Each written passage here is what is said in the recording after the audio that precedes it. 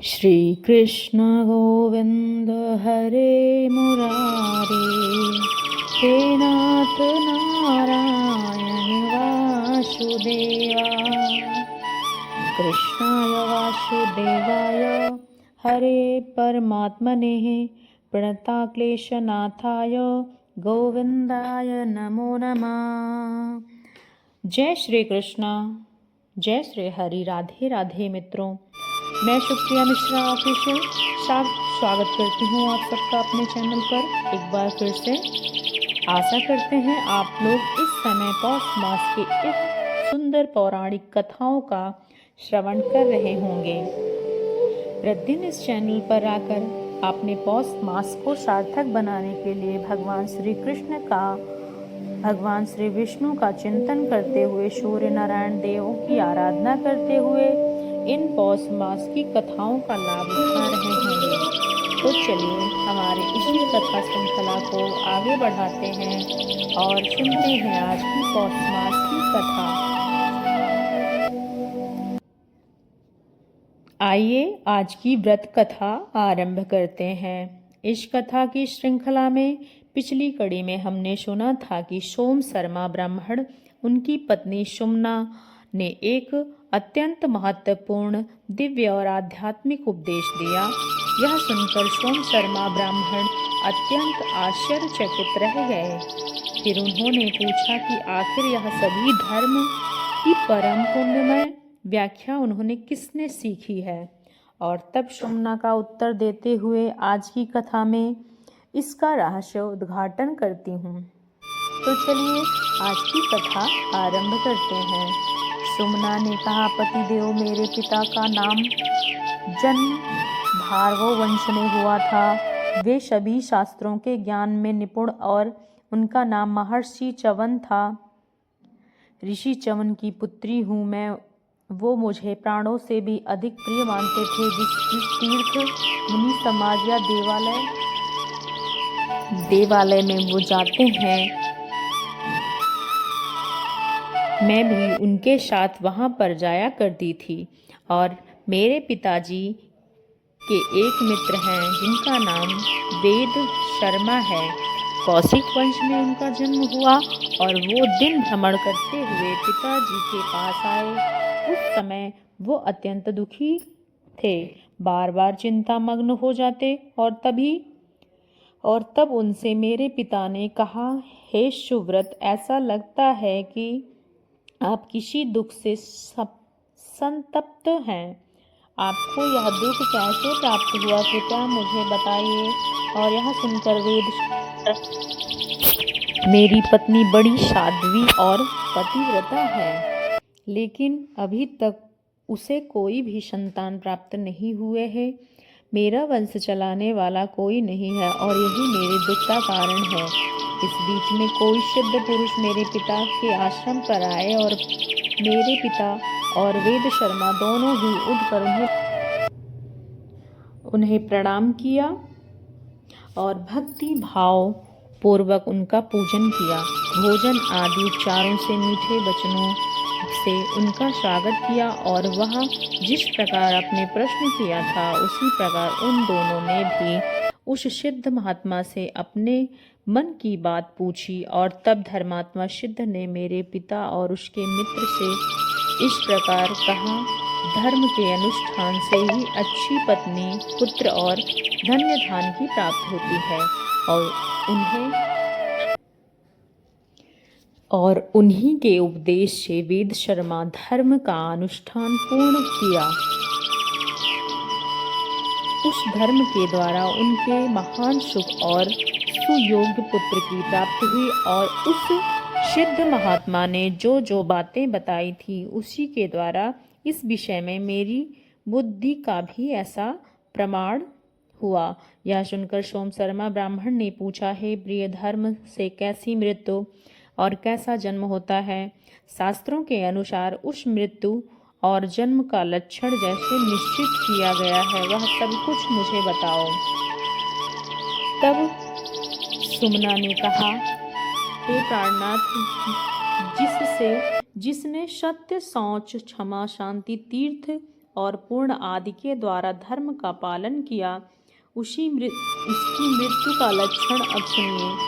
ऐसे धर्मात्मा पुरुष को मृत्यु के समय कोई रोग नहीं होता, उसके शरीर में कोई पीड़ा नहीं होती, श्रम और भ्रांति जैसे उपद्रव भी नहीं आते। गीत ज्ञान विशारद, दिव्य रूपधारी गंधर्व और वेद पाठी ब्राह्मण उसके पास आकर मनोहर स्तुति करते हैं। वो स्वस्थ रहकर सुखदायक आसन पर विराजमान रहते हैं या फिर देव पूजा में बैठ जाते हैं। कई बार ऐसा भी होता है कि धर्मपरायण बुद्धिमान पुरुष अपने मृत्यु समय में स्नान के लिए तीर्थ स्थान में पहुंच जाते हैं।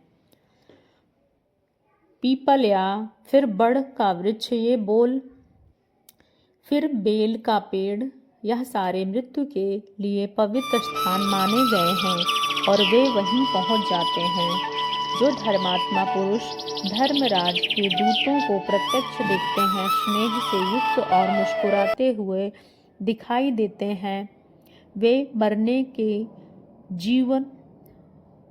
मरने वाला जीव स्वप्न, मोह और क्लेश के अधीन रहता है और तब धर्मराज के दूत उसके पास आकर कहते हैं, महाभाग्यवान, हे महाभाग्यवान परम बुद्धिमान, धर्मराज आपको बुला रहे हैं, आइए आप हमारे साथ। और दूतों की यह बात सुनकर उन्हें मोह और संदेह भी नहीं होता, उसका चित्त प्रसन्न ही रहता है और ज्ञान और विज्ञान से संपन्न होकर भगवान श्री विष्णु का स्मरण करता है और वह संतुष्ट और हृदय शुद्धि द्वारा अपने दूतों के साथ चला जाता है और अपने शरीर का त्याग कर देता है।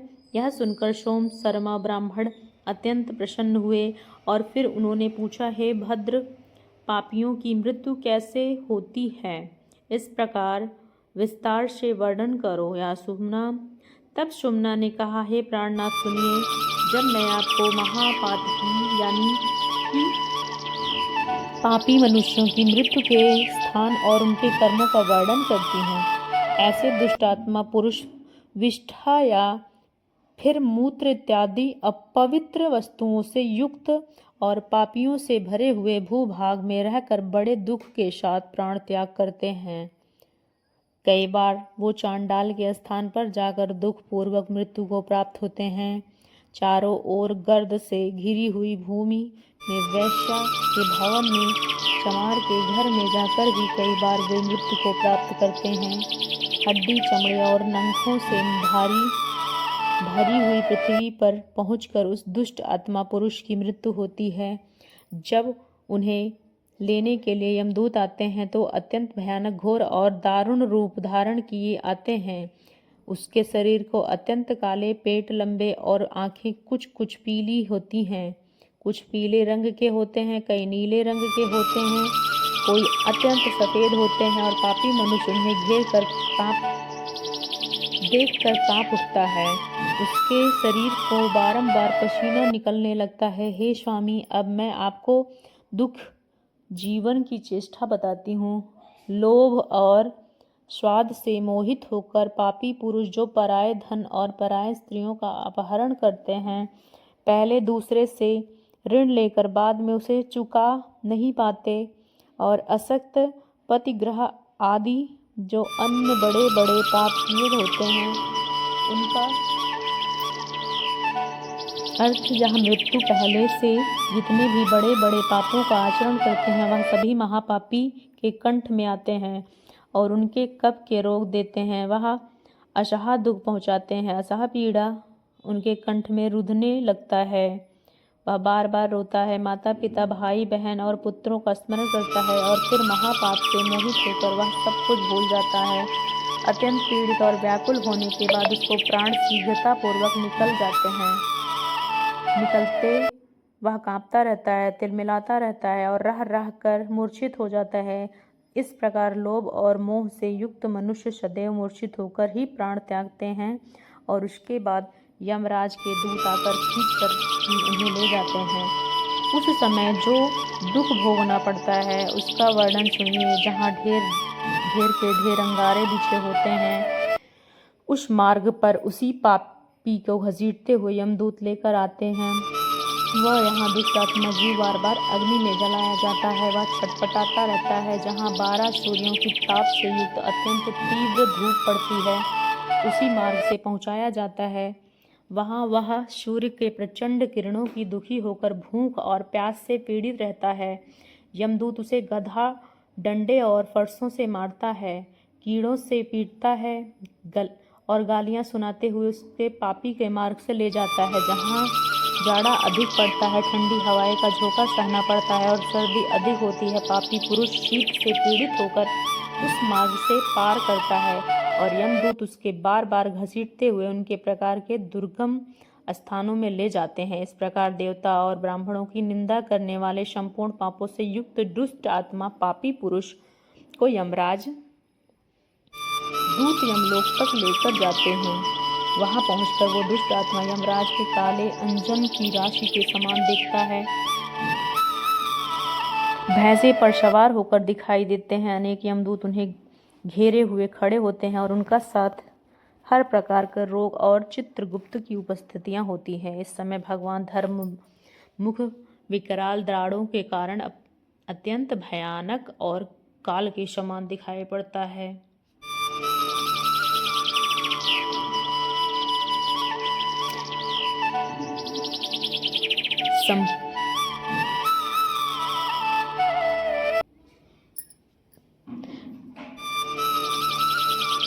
संपूर्ण पापी योनियों में बार बार उसे जन्म लेना पड़ता है और इस प्रकार पति देव मैंने आपको पापियों के जन्म का भी सारा वृतांत सुनाया। यह सुनकर सोम शर्मा ब्राह्मण अत्यंत प्रसन्न हुए। वे अपनी पत्नी की बुद्धिमानी और विद्वता पर प्रसन्न हुए और फिर उनसे एक प्रश्न पूछा। और प्रश्न क्या था, यह हम पौष मास की आने वाली अगली कड़ी में सुनेंगे। तब तक के लिए चैनल को सब्सक्राइब कीजिएगा और बेल आइकन को प्रेस कीजिएगा ताकि आने वाली सभी कथाएं, सभी धार्मिक कथाएं आप तक पहुंच सकें। धन्यवाद। जय श्री राधे।